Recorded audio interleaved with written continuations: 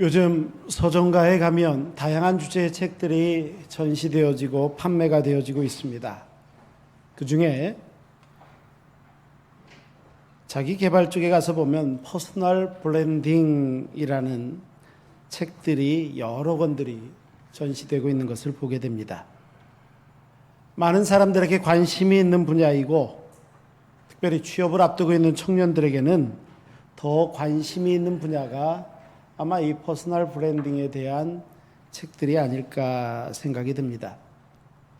또 최근에 미국의 비자를 이렇게 신청을 하거나 아니면 대기업에 입사를 할 때 개인의 SNS에 대한 정보를 다 볼 수 있게 공개하는 이런 상황에서 더 이런 것들이 주목을 받지 않았나 이런 생각도 듭니다.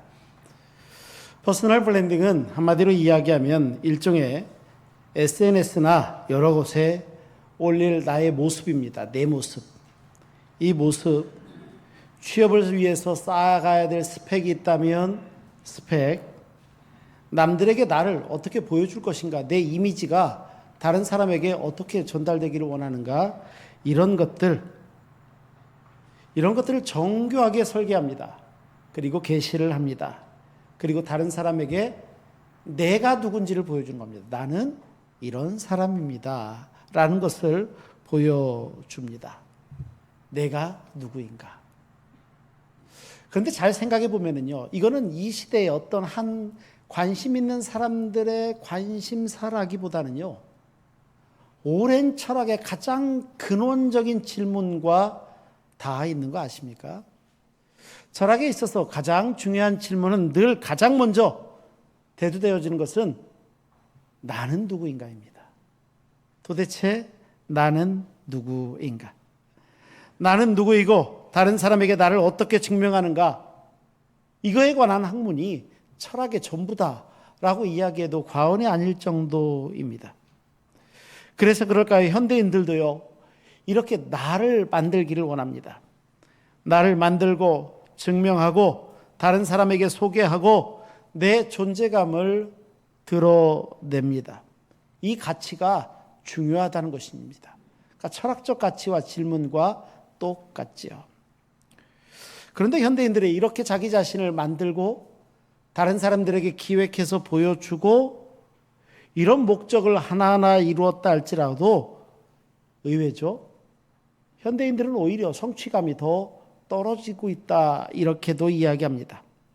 만족하지 못합니다. 오히려 진짜 나는 어디 있지? 이거에 대한 질문과 관심이라는 겁니다. 직장도 옛날에는 한번 입사하면 평생 직장 이런 말이 있었는데 누구라도 원하는 자리, 부러운 자리에 그 자리에 있을 줄 알았는데 만족해하지 않고 행복해하지 않고 언제든지 옮길 수 있고 난 참 아무것도 아니야 이런 질문과 대답이 있고 역설적으로 더 많이 보여주는데 인정을 받는 순간이 더 많았었던 것 같은데 더 공허해진다는 것입니다. 내가 바라보고 있는 나의 모습 가장 적나라하게 알 수 있겠죠. 내가 바라보는 나의 모습은 늘 불안합니다.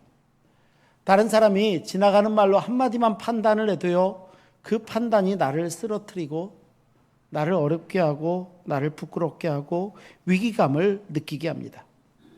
그러면 내가 쌓아온 것이 잘못됐습니까? 내가 가진 스펙이 좀 시원찮습니까? 뭘까요?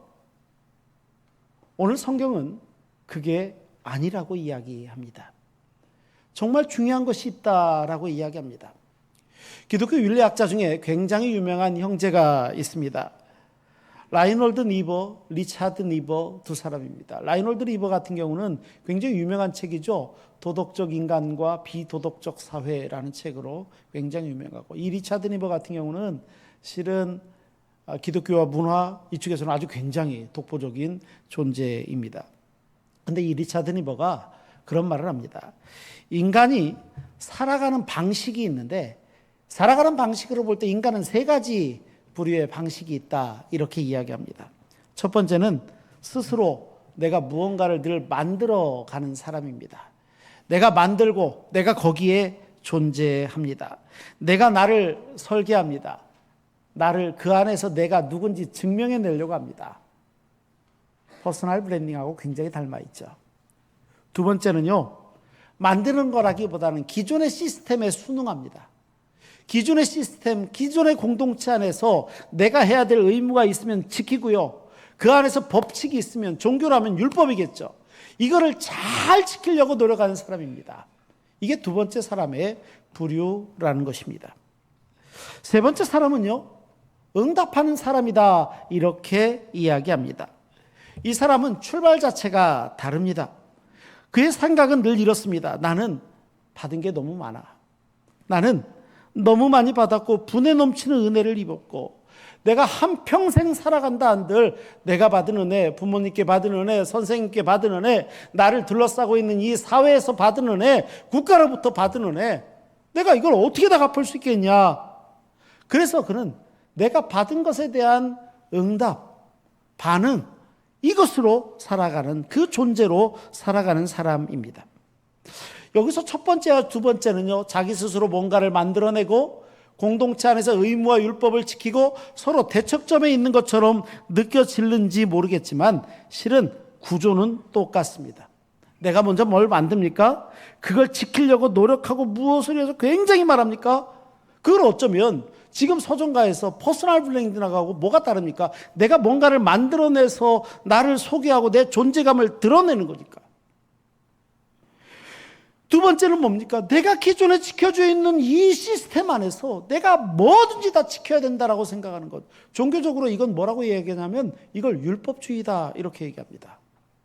그런데 이게 왜 시스템적으로 똑같냐면 실은 둘 다 그 출발점은 내 노력이기 때문입니다. 내가 할 수 있고, 내가 노력할 수 있고, 내가 뭔가를 이룰 수 있다는 그것이기 때문입니다. 하지만 세 번째 사람, 응답하는 사람은 전혀 다릅니다. 그 출발이 내가 뭔가 해서가 아니라 내가 먼저 뭘 받아서이기 때문입니다. 은혜를 받아서이기 때문입니다. 내가 사랑을 받았기 때문입니다. 내가 먼저 받은 것이 있음을 알기 때문에, 그래서 내가 반응하고 응답하고 드릴 수 있는 것입니다. 이 차이는요, 그의 삶 전체를 바꿔놓습니다.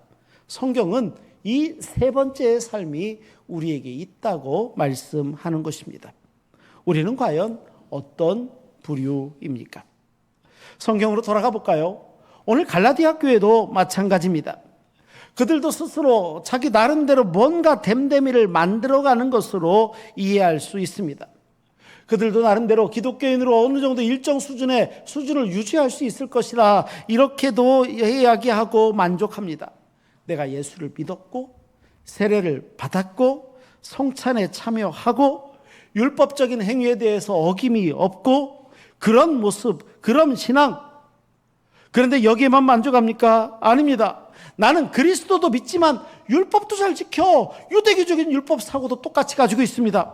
나는 율법에 정한 대로 할례도 받았고, 유대교가 이야기하고 있는 음식 규례가 있는데 음식 규례대로 잘 지켜서 먹지 말라는 것은 절대 안 먹고, 유대교가 말하고 있는 절기들이 있는데 3대 절기 나도 참 잘 지키고, 나는 그리스도인이기도 하고 유대교의 율법도 잘 지키기 때문에 나는 그래도 더 이렇게 온전한 그리스도인이 되어가고 있다. 스스로 자기 자신을 블렌딩하고 있는 겁니다. 만들어가고 있는 것입니다. 이렇게 겉으로 드러난 완전한 경건들이 있습니다. 그게 나의 노력으로, 나의 행위로, 나의 종교적인 성취감으로 하나님 앞에 서겠다고 하는데, 이것이 이 시대의 퍼스널 블렌딩과 다 있다고 생각지 않으십니까? 굉장히 다 있습니다. 이것이요, 이들 세계 가운데 얼마나 깊이 개입해 있었는지 상징적으로 드러나는 사건이 한 가지 있었습니다. 오늘 본문은 15절부터인데 그 앞에 12절, 13절에 가서 보면 그 유명한 베드로 사건이 발생을 합니다. 베드로가 아마도 제 생각에는 이방인 출신의 구원받은 그리스도인이 됐던 사람들과 함께 식사를 하고 있었던 적이 있습니다. 주 안에서 식사할 수 있는 거 얼마나 좋습니까? 그런데 식사를 하고 있는데 바울이 거기에 온다는 얘기를 듣습니다. 바울이 거기에 온다는 얘기를 들으니까 베드로가 에이, 괜히 말 나올 필요 없지. 그리고 나서 그 자리를 피해버립니다. 그러니까 같이 있었던 사람들도 이래야 되는 건가? 그리고 자리를 피해버리는 사건이 오늘 본문 바로 앞에 나와 있는 사건입니다. 나중에 한번 읽어보십시오. 이런 일이 있었습니다. 이런 일이. 그러니까 바울이요, 그 얘기를 듣자마자 공개적으로 책망합니다. 왜 그리스도인이 복음 안에서 자유롭지 못하고 구원받은 하나님의 백성이 결코 해서는 안 되는 모습들을 보였냐는 거죠. 이런 면에서 살펴보면요, 이런 신앙적인 유익과 어떤 공덕을 쌓는 이런 것들은요, 아무 신앙이 없는 초신자들만 있는 게 아니라 신앙이 오래 생활했던 사람, 신실해 보이는 사람, 신앙의 연주가 긴 사람도 예외는 아닌 것 같다라는 겁니다. 누구라도 그럴 수 있다는 거죠. 그러면 오늘 우리는 어떻습니까? 우리 안에 어떤 마음들이 있습니까? 나는 세례 받았으니까, 나는 좋은 교회, 신흥교회, 등록교인이니까, 예배 잘 나오니까, 기도의 자리에도 있고 봉사할 때는 빠지지 않고 그래도 나름 착하게 살고 있으니까 하는 마음이 있다면, 우리 마음의 한쪽 구석에 한 가지 질문, 하나님이 이런 것 보시고 나를 좀 더 좋아해 주시지 않을까라는 마음이 있다면 뭐가 다르냐는 거예요. 똑같은 마음의 방향 아닙니까? 그것이 예수 그리스도를 잘 믿는 것처럼 보일지 모르지만 어쩌면 그것 때문에 하나님의 은혜를 나의 공로로 구입하려고 살려고 하는 것과 다를 수 없다는 겁니다. 그래서는 안 되는데 세상에서는 이것을 그래 이건 너만의 퍼스널 브랜딩이야 이야기할지 모르고요, 종교적인 시각에서는 이름은 다르지만 그건 율법주의야, 율법에 얽매여 있는, 이게 구조가 똑같다는 겁니다. 결국에 그 중심에 누가 있어요? 내가 있는 겁니다. 주님이 계셔야 되는데 내가 있는 겁니다. 사도 바울도 그 얘기를 합니다. 바울은요, 예수님을 만나기 전까지만 해도 정말 대단한 이런 논리의 가장 중요한 증인 중에 하나였습니다. 유대교 입장에서 보면 가장 엘리트가 바울이었습니다. 그는 스스로도 이런 표현을 한 적이 있습니다. 내가 바리새인 중에 바리새인이었다.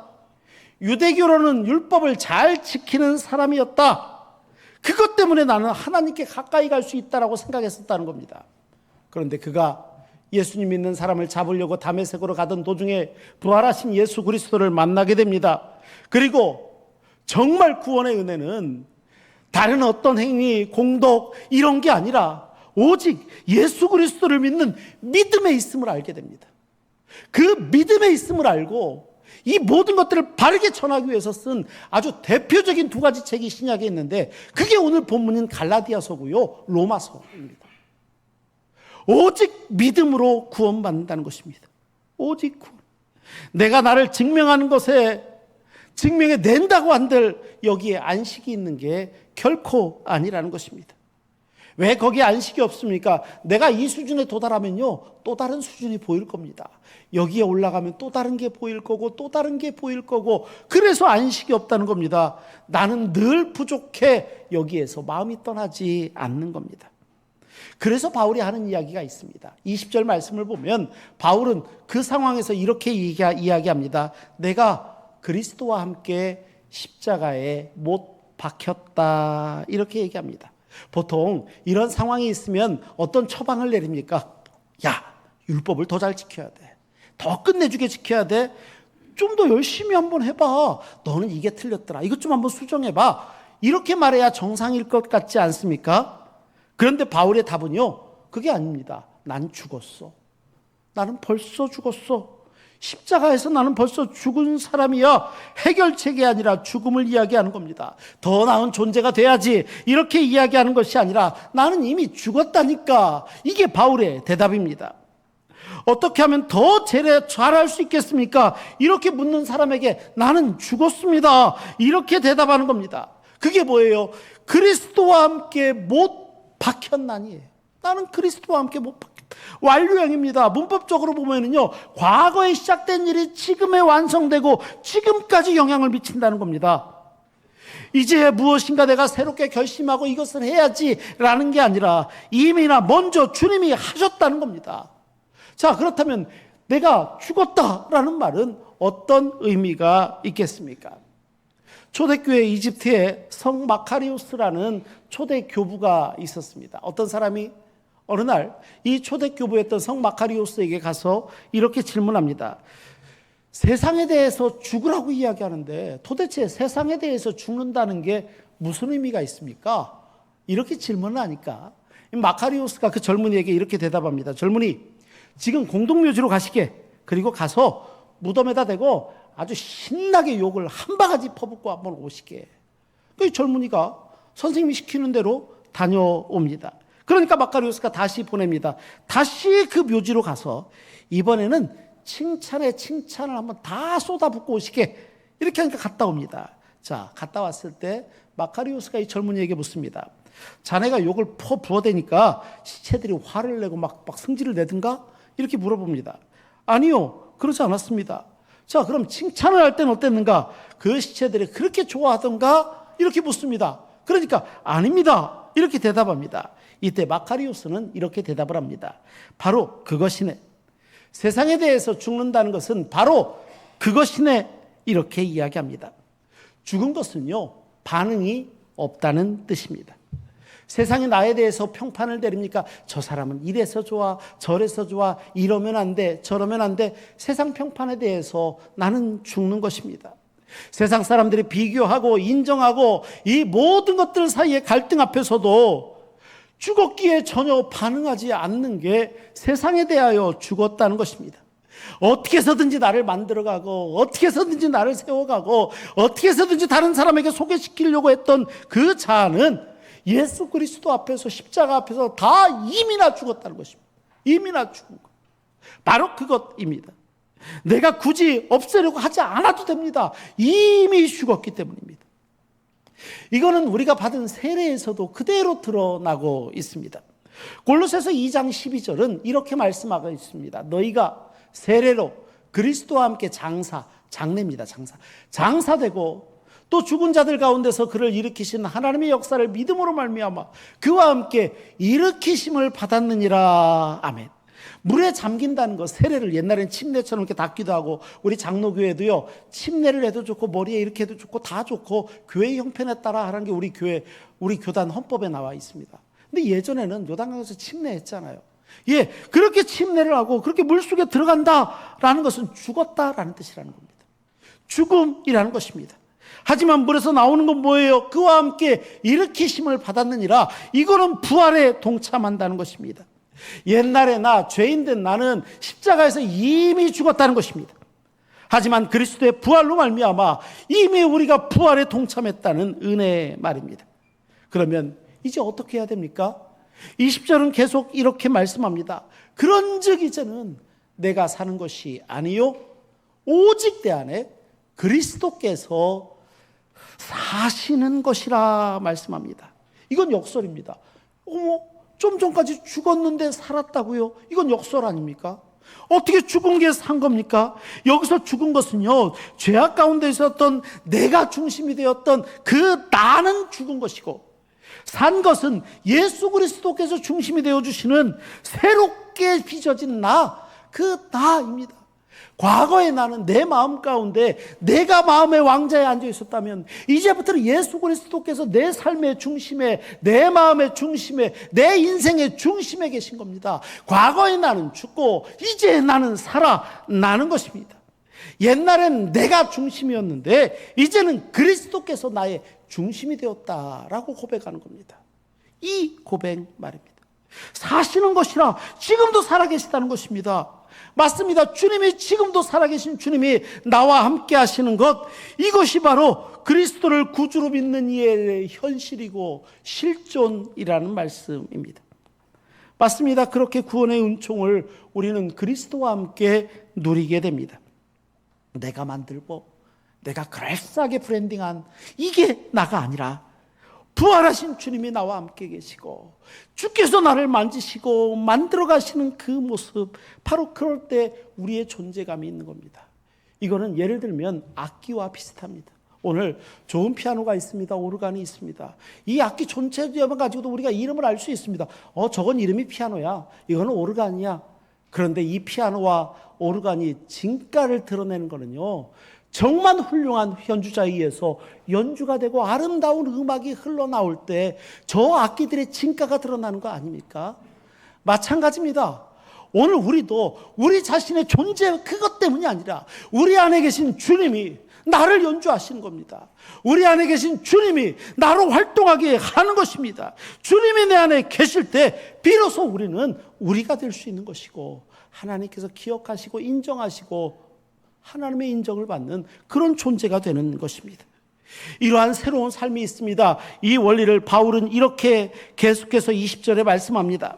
나를 사랑하사 나를 위하여 자기 자신을 버리신 하나님의 아들을 믿는 믿음 안에서 사는 것이라. 맞습니다. 이 모든 일이 이루어진 것은 다름이 아니라 사랑입니다. 뭐라고요? 나를 사랑하사 나를 위하여 라는 겁니다. 우리 주님이 하신 것입니다. 온 세상을 위한 구원이지만 동시에 철저히 나 하나를 향한 하나님의 관심과 사랑과 은혜였다는 것입니다. 그 사랑이 당신의 삶을 육신을 우리에게 허락하셨습니다. 내어주셨습니다. 스스로 십자가에 달리셔서 우리를 구원하셨습니다. 이 사랑에서 모든 게 출발했기 때문입니다. 우리는 이미 사랑을 받았거든요. 그런 우리 존재를 뭐라고 하는지 아십니까? 그 유명한 C.S. 루이스가 쓴 순전한 기독교, 아른트가 쓴 순전한 기독교도 있는데 이것도 너무 유명한 책이지만 이 루이스가 쓴 순전한 기독교도 굉장히 유명한 책입니다. 이 루이스가 순전한 기독교에서 그런 말을 합니다.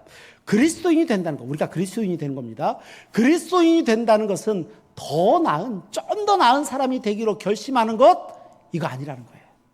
이 정도가 아니라는 겁니다. 그리스도인이 된다는 것은 마치 죽어있는 어떤 조각이 있습니다. 그런데 이 조각 안에 생명이 불어넣어지는 것과 똑같다는 겁니다. 완전히 새로운 생명의 근원을 갖게 되는 것, 이것이야말로 내가 그리스도인이 되었다라는 이야기입니다. 내가 그리스도인이 된 겁니다. 맞습니다. 그 생명의 근원이 우리 구주 예수 그리스도이십니다. 맞습니다. 그래서 내가 사는 게 아닙니다. 매일 새롭게 되어야 되는 우리의 고백은 늘 이것이어야 됩니다. 내가 사는 게 아닙니다. 매일매일 우리가 그날 내리는 결정이 있습니까? 매일매일 내 입에서 나오는 말들이 있습니까? 순간순간 사람들을 만납니다. 서로 약속을 합니다. 무엇인가 행위를 합니다. 이 모든 관계의 방식들, 이 모든 것들의 중심에 누가 계셔야 되느냐? 내가 아니라 주님이 계시는 것이고 하나님의 은혜가 되시는 것이고 내 인생의 주관자가 주님이심을 고백하는 것입니다. 그것이 바울의 고백. 이제는 내가 사는 게 아닙니다. 이제는 내가 사는 게 아닙니다. 매일매일 우리의 삶 가운데 우리 주님께 우리의 시간을 내어드리고 삶의 공간을 내어드리고 모든 것을 주관하셔야 되는 자리에 주님이 계시게 하는 것, 이것이 바로 내가 사는 게 아닙니다. 내가 사는 게 아닙니다. 이 고백이 아니겠습니까? 맞습니다. 우리는 이 사랑 때문에 하나님 앞에 나아가는 방식이요, 완전히 달라지는 겁니다. 내가 하나님 앞에 더 잘해야 사랑받습니까? 아닙니다. 우리는요, 잘해야 사랑받는 사람이 아니라 이미 사랑을 받은 사람들입니다. 이미 구원의 은혜가 우리에게 임한 사람들입니다. 그것 때문에 살아갑니다. 이 순서가 바뀌어서는 안 됩니다. 만약 지금까지 내가 쌓은 공로가 있는데 이 공로로 구원받고 하나님께 사랑받는다고 생각한다면 안 된다는 것입니다. 우리는 받은 사랑에 응답하며 살아가는 존재들입니다. 이제 말씀을 마치겠습니다. 오늘 주일에 나오면서 어떤 마음으로 나오셨습니까? 어쩌면 우리 각자가 다 가지고 있는 삶의 무게에 무엇인가를 늘 기억하고 어쩌면 나왔을는지도 모르겠습니다. 하지만 그 무게를 해결하기 위해 오늘도 더 나은 나를 만들기 위해 굳이 애쓰고 있을 필요가 없다는 것입니다. 아니, 성경은 그럴 필요 없다, 이제 그만해라고 말씀하시는지도 모릅니다. 왜냐하면 우리를 향한 예수 그리스도의 사랑은 이미 십자가에서 우리에게 드러났기 때문입니다. 기억할 것은 그 무게를 함께 지셨던 주님이 오늘 내 안에 함께 계시다는 사실입니다. 이 사실을 가지고 오늘 우리는 하루하루를 시작하고 있습니다. 맞습니다. 그리스도인의 실존은요, 예수 그리스도께서 나와 함께하고 계시다는 사실을 아는 데부터 출발합니다.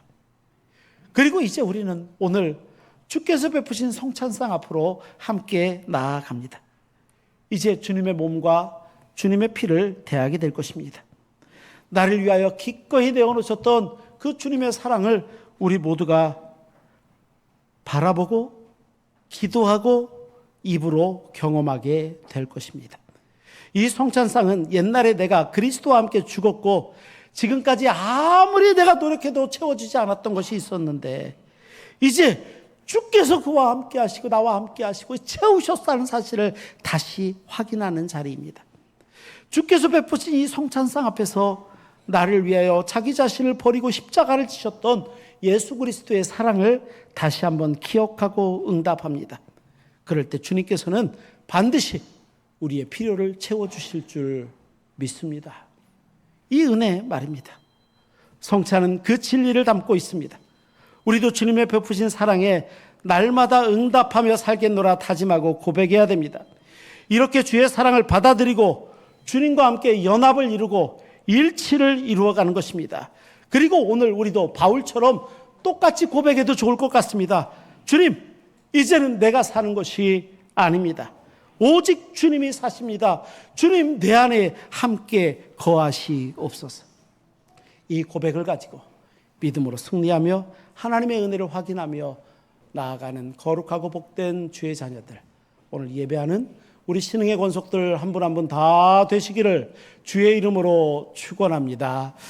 기도하시겠습니다. 거룩하시고 자비로우신 아버지 하나님, 바울의 고백을 듣습니다. 이제는 내가 사는 게 아닙니다. 이제는 내가 사는 게 아닙니다. 맞습니다. 주님, 우리 안에 들어오시고 우리의 삶을 주관하시고 우리의 인생길에 함께하여 주옵소서.